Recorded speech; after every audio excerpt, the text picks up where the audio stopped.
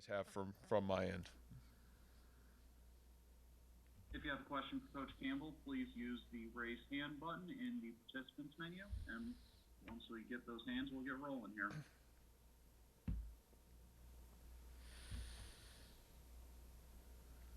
Our first question this week will come from John Schaefer of WOI. Go ahead, John. Matt, since you've been here in years past, how has the final stretch of the season, especially November, defined your team?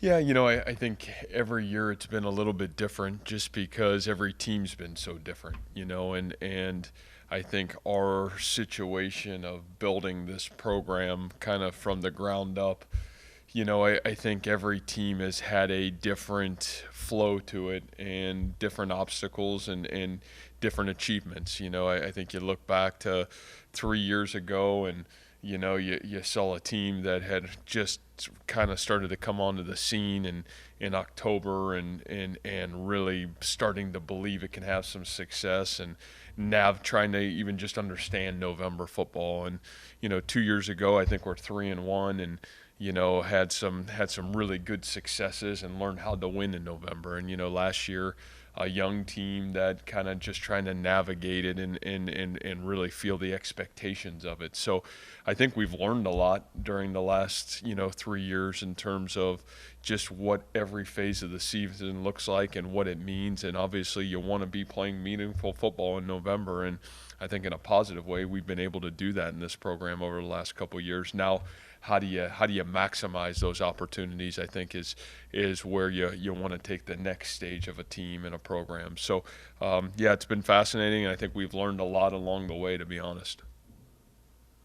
So then what does it take then to elevate from really good where you've been in years past to great where you want to be? Well, I think it takes literally everybody pulling in the same direction. You have to have a team that's continuing to grow and get better. I think you have to have a little bit of luck in your health with your football team, and I think as a coaching staff and everybody within the organization pulling in the same direction. So I think those are the special teams, and those are the special programs that have the ability to have everything aligned going in the right direction at the right time. And so I think it's a little bit of all that, to be honest. Thank you. Yep, thank you. Our next question comes from Travis Hines of the Ames Tribune. Go ahead, Travis. Hey, Matt, your tight end group was obviously one that got a lot of attention before the season started, and I was just curious what your evaluation of them, both as individuals and as a group, has been to this point in the season. Yeah, I think to me, the word that I would probably use to describe that group is exceptional. I mean, what we've asked those guys to do, the amount of knowledge, understanding, adapting, and even the ability in game to adjust has been incredible. And their ability to retain those items, those ability to have the knowledge and football awareness to be able to adapt and grow. It's been tremendous, and so we're really fortunate that all three of those guys have done an incredible job. I think when you talk about each one of them individually, I think each one of them individually, are playing some of the best football of their career. So I from that standpoint, on top of the collective whole of what they're doing for us, them playing at such a high level, it's been really big for this football team. That position across the sport has really evolved over maybe the last 15 or 20 years. How do you see those guys kind of fitting into what the position has become?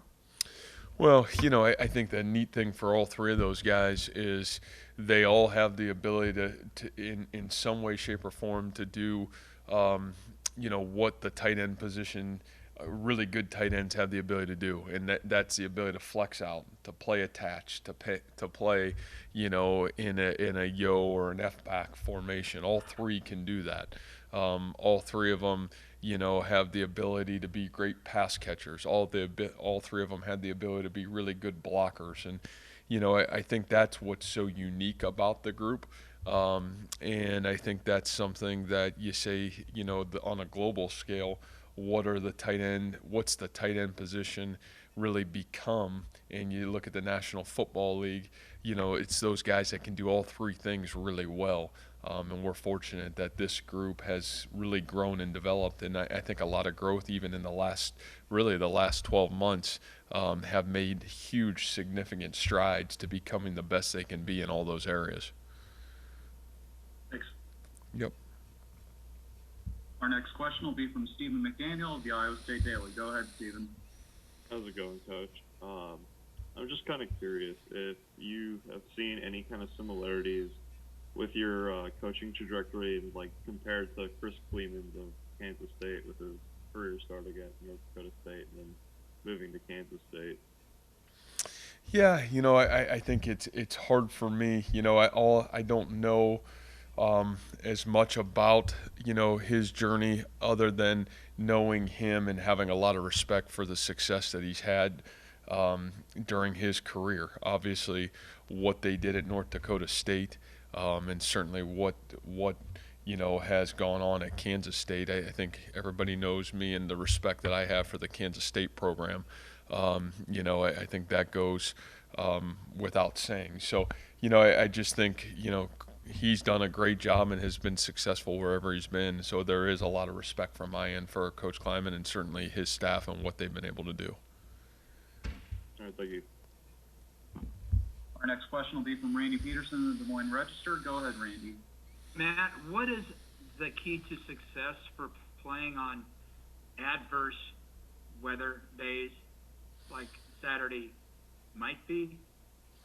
Yeah, I think, again, we've gotten it all, so I think the answer to that question is, you've got to be really fundamentally and technically sound at your craft. And I think sometimes when the weather, whether it's the surface or, the atmosphere in terms of the weather, can alter your mindset, and then all of a sudden the technical piece of your game can really go by the wayside. And when that occurs, again, that's now all of a sudden you become a player or a team that's not playing at your full potential. So I think navigating that mentally first is really big.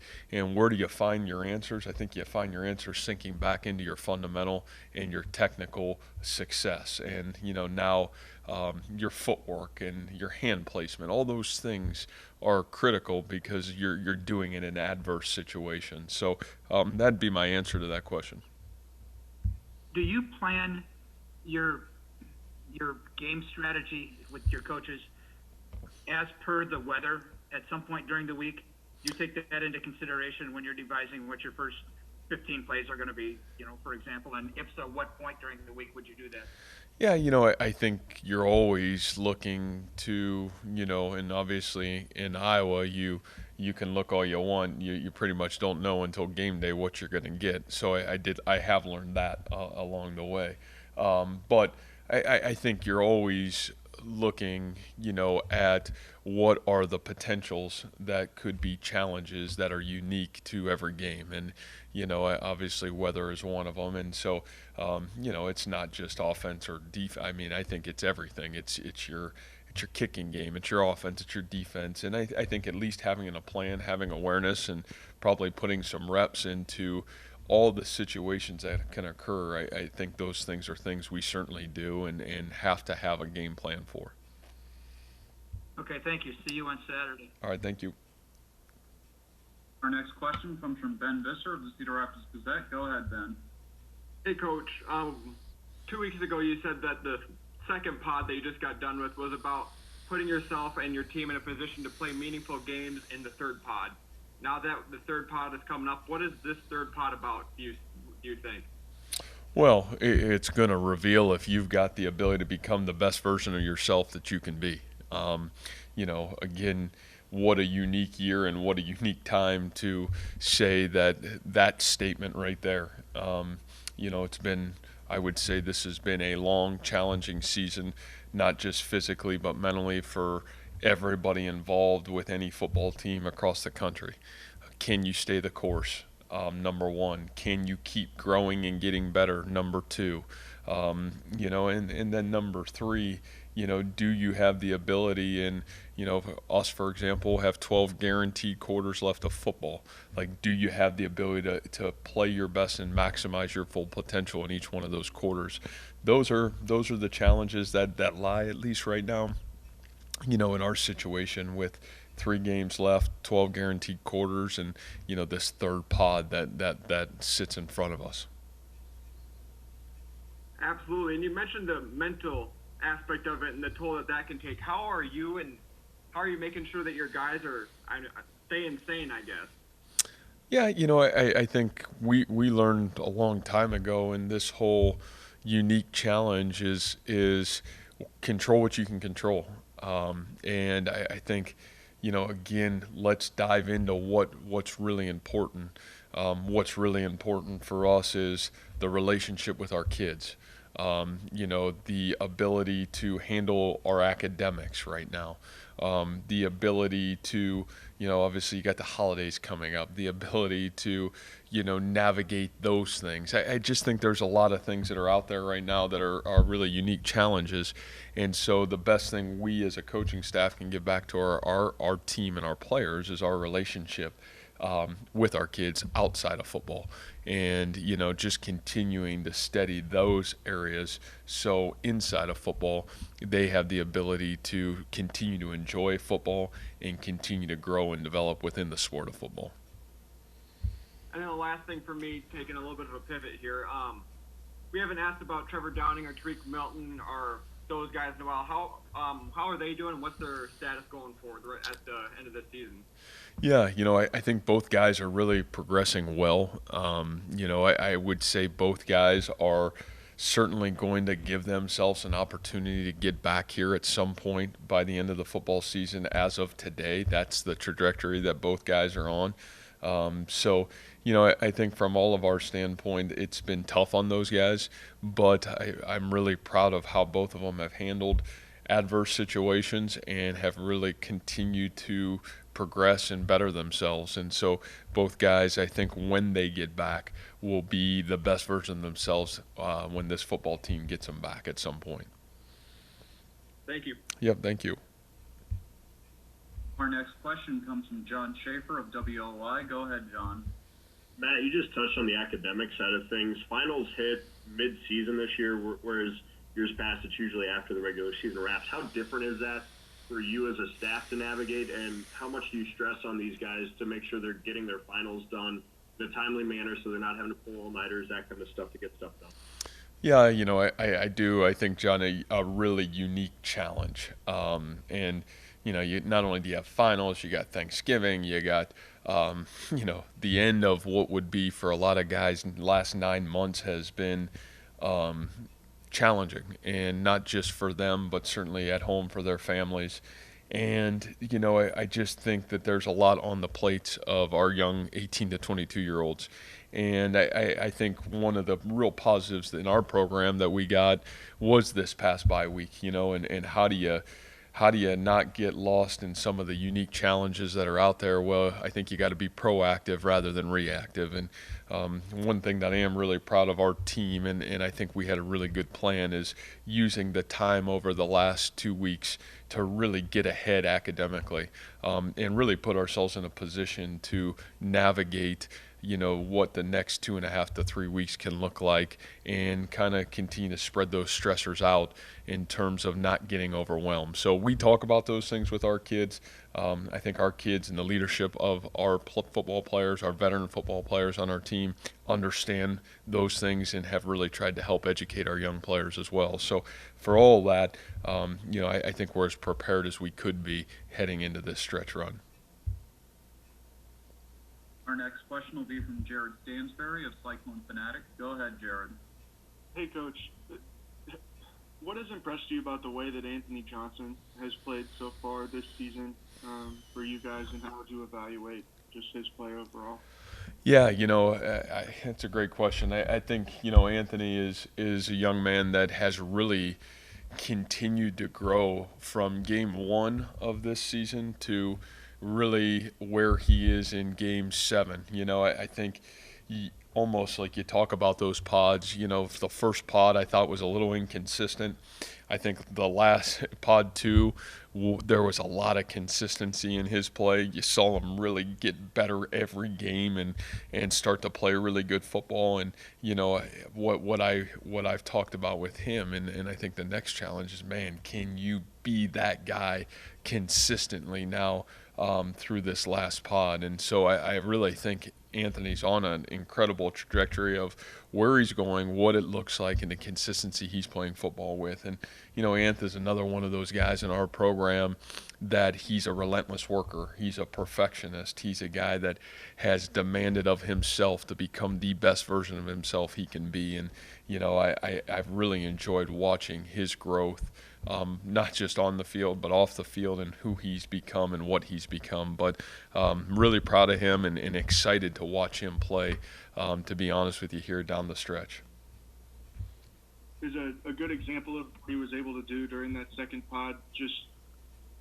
Not many cornerbacks have been able to keep Tylan Wallace from having big games against their teams, and him and Tylan had a pretty good battle there down in Stillwater. Is that a good example of that consistency that you've seen from him? Yeah, I just think the entirety, and corners corner's a funny position sometimes to evaluate because, I think sometimes, you can go an entire game and maybe the ball doesn't get thrown your way. So it's some of the other things, and especially with what we do defensively, it's the detail of being where you're supposed to be, where are your eyes at, how consistently are you tackling, how well are you breaking on the ball. There's so much that goes into that position that so it's almost like grading the offensive line. You assume things, but you really don't know. And I think Anthony, those are the areas where it's been really fun to watch his consistency.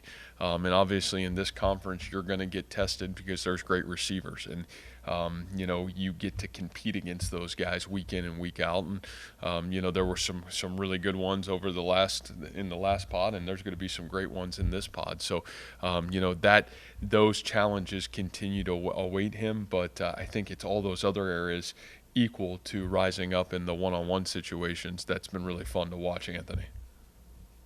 Thanks, Coach. Yep, thank you. Our next question will be from Mark Freund of WHL. Go ahead, Mark. Hey, Matt, I know you touched on the academics and the holidays and stuff. Put that aside for a second. When you look at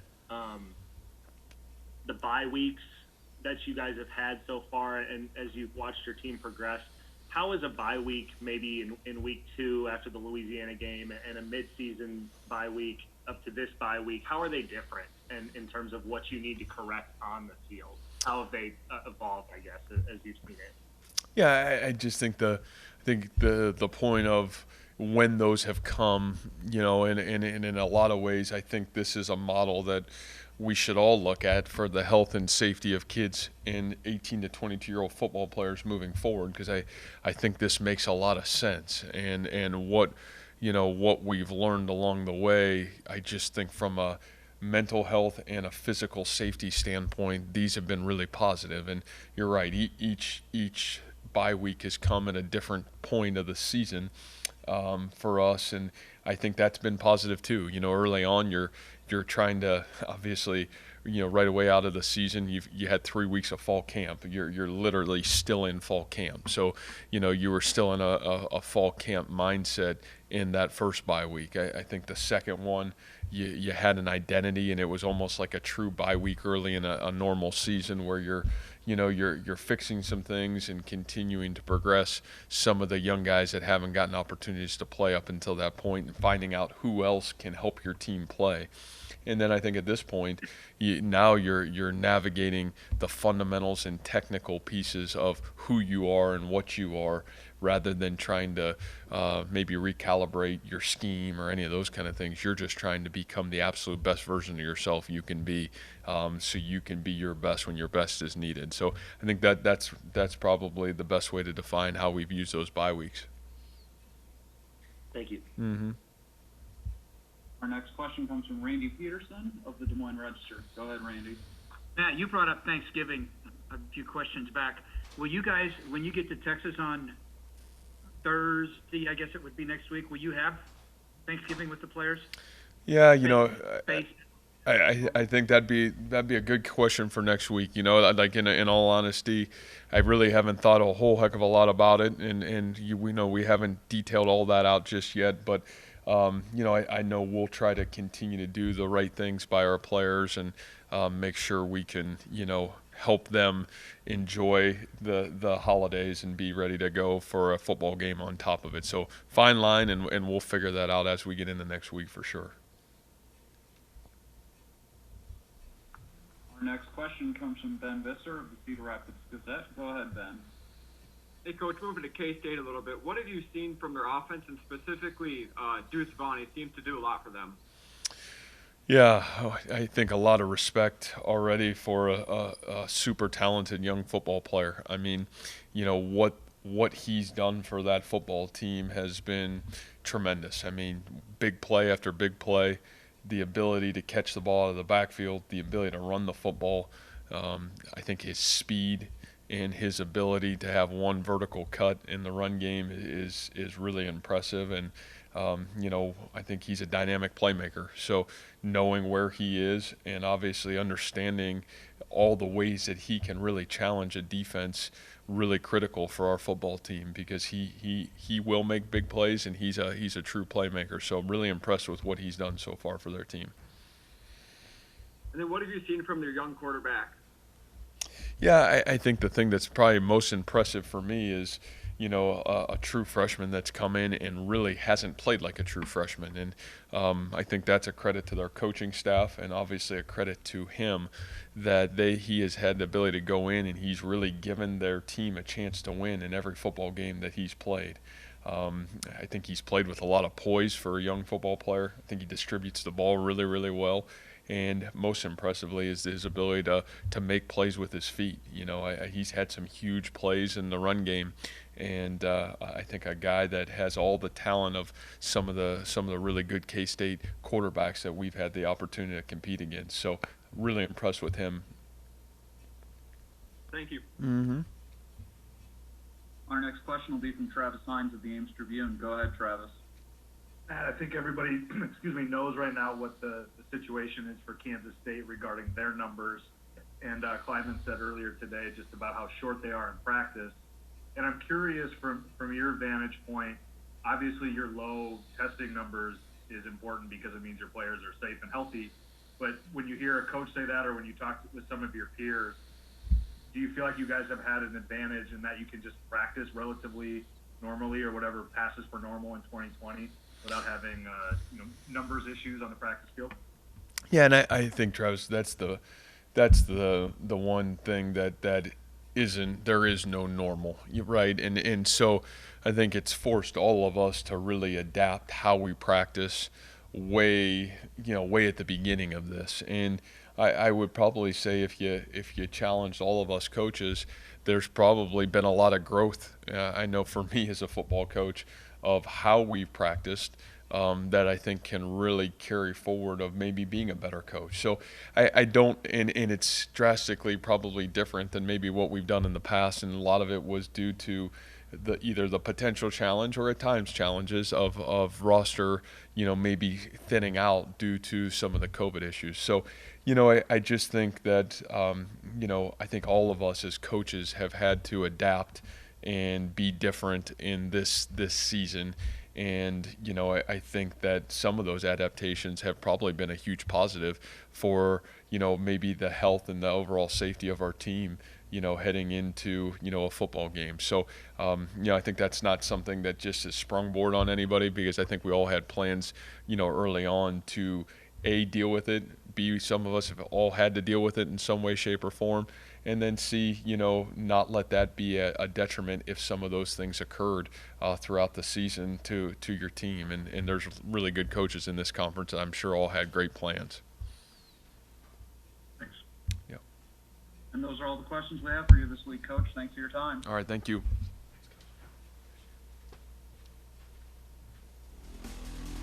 All right, our first student athlete will be Brock Purdy, and he'll be coming to the